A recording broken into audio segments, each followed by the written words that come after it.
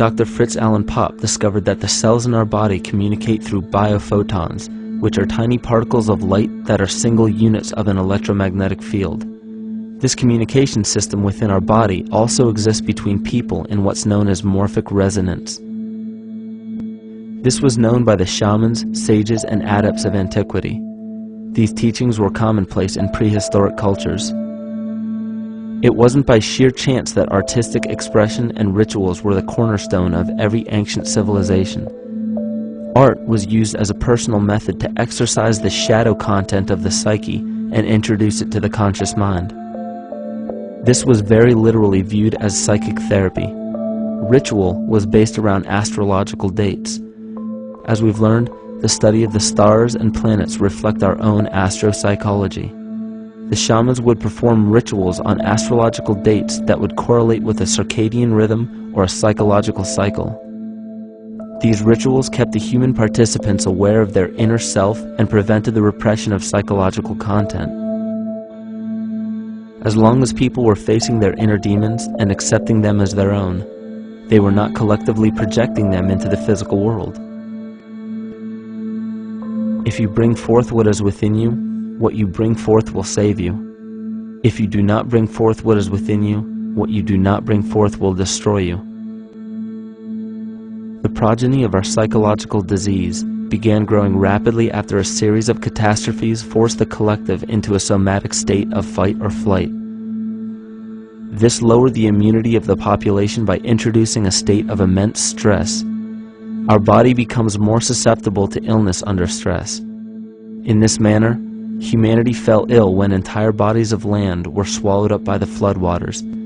This uprooted many tribes, chiefdoms, and civilizations from their homes, and their ritual practices that were used as a conduit for psychic wellness were put on hold in order to survive the catastrophe and seek new homes.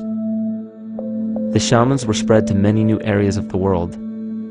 This information has been suppressed. We are made to believe that advanced civilizations such as ancient Egypt and the Mayans of Mesoamerica came about with no prior rudimentary remnants or evidence of evolving intellectual artifacts to bring them to their peak. We are meant to believe that their incredible knowledge of mathematics, astrology, agriculture, economy, polity, and architecture came out of nowhere. This leads many researchers today to the understanding that the origins of these civilizations have been suppressed. Not surprisingly, the force that has guided the suppression of this knowledge comes from the exact bloodline of the political and religious leaders stated previously. These are some of the notable book burnings and suppression of important texts in our history.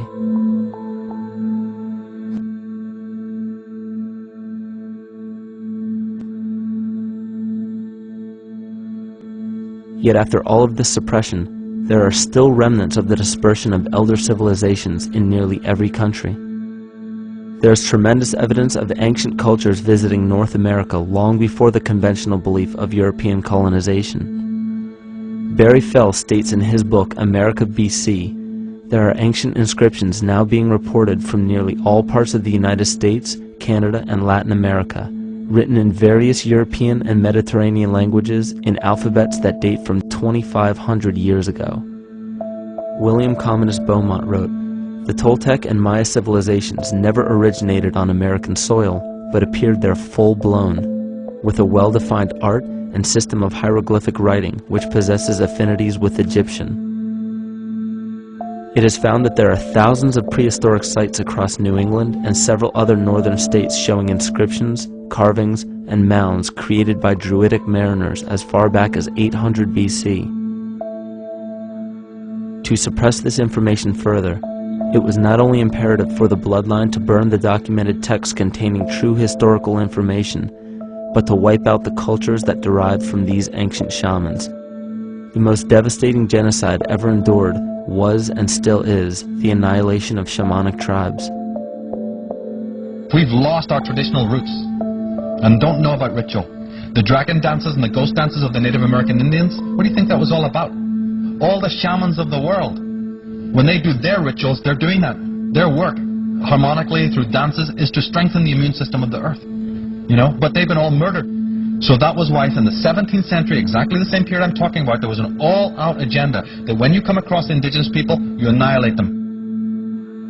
Columbus was sent on his expedition along with agents of the crown to disrupt the lives of the natives and seize mineral resources. He visited every island in the Caribbean, depleting the gold and taking as many slaves of the native Taino tribe as possible.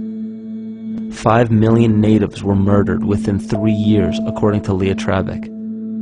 Within 15 years, the Arawak tribe of 250,000 was completely wiped out. The population of the United States prior to European contact was greater than 12 million. 4 centuries later, the count was reduced by 95% to 237,000. From 1494 to 1508, over 3 million people had perished from war, slavery, and the mines. Who in future generations will believe this? I myself, writing this as a knowledgeable eyewitness, can hardly believe it. My eyes have seen these acts so foreign to human nature, and now I tremble as I write. Another agent of the false ego bloodline was Hernando Cortez, who decimated the Aztec tribe and plundered their mineral resources. This again was the case through Cortez's second cousin, Francisco Pizarro, who conquered the Incan Empire in Peru. These atrocities are seen throughout Africa, New Zealand, New Guinea, East Timor, and are still seen today in Canada. This was a deliberate attempt to bury any surviving remnants of the ancient world and our true history. It is a naive mistake, however, to categorize and blame everything and everyone involved with politics or religion for this suppression of knowledge. It is only natural for people to crave spiritual understanding when there are so many manufactured missing links and perversions in the spiritual text today.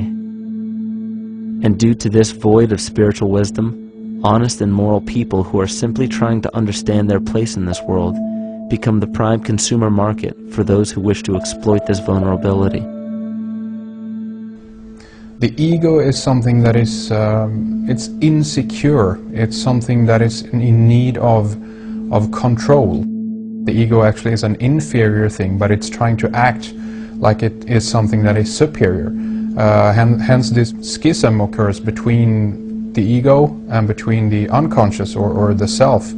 There's a kind of a messiah complex at work here as well, I feel, that we project the savior type ideal on someone, and we expect them to save us, and we're not willing ourselves to kind of deal with this and get to the root of why we perhaps feel insecure, or why we feel we don't have enough power to run our own lives, basically. If we look at the New Age movement, for instance, which is another kind of trap in all of this, where people might end up, actually, they're looking for something so bad that they're taking all these things that are handed to us or to them, but it's not really based on any real understanding. It's still kind of coming from a religious type of perspective. People are genuinely seeking something new. They're genuinely seeking a new type of spirituality, or to better themselves, or to change something, but this is being hijacked. And what they actually do is that they lead you into another type of group mentality or New Age religion, whatever it is, and people still are not able to kind of really break free from that and follow their own journey or their own path, which I think is very important in all of this.